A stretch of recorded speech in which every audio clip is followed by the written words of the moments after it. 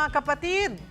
Napuyat ba kayo? Ito po, na-reschedule ang inaabangang laban ng Pinay tennis star na si Alex Ayala sa finals ng Mubadala DC Open sa Amerika. Sinuspindi nga kasi ang laro dahil sa malakas na ulan. Babalita si Ian Suyo. Sumabak na sa finals ng Mubadala DC Open sa Washington ang Pinay tennis ace na si Alex Ayala. Kalaban niya ang world number 3 na si Jessica Pegula. Panalo sa first set ang Amerikana sa score na 6-4. Sa second set, yamado si Ayala, 2-1.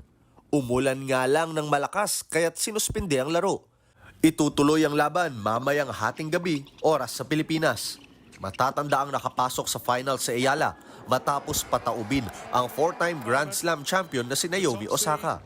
Dahil dyan, umakyat sa pang-24 ang world ranking ng Pinay tennis star. Nakagintong medalya naman ang Pinoy pole vaulter na si EJ Obiena sa isang kompetisyon sa Germany. Tagumpay niyang natalon ang 5.76 meters. Yan ay kahit una na siyang nasaktan habang nasa gitna ng laban. Ito ang ika-6 na gintong medalya ni EJ ngayong taon. Dikdika ng laban sa pagitan ng Rain or Shine Elasto Painters at Meralco Bolts nitong linggo sa PBA Governors Cup. Nang biglang, may tumawid na pusa. Napatalon pa ito na akala mo makikirebound pa. Agad ding nakaalis ang pusa at nagtuloy ang laro.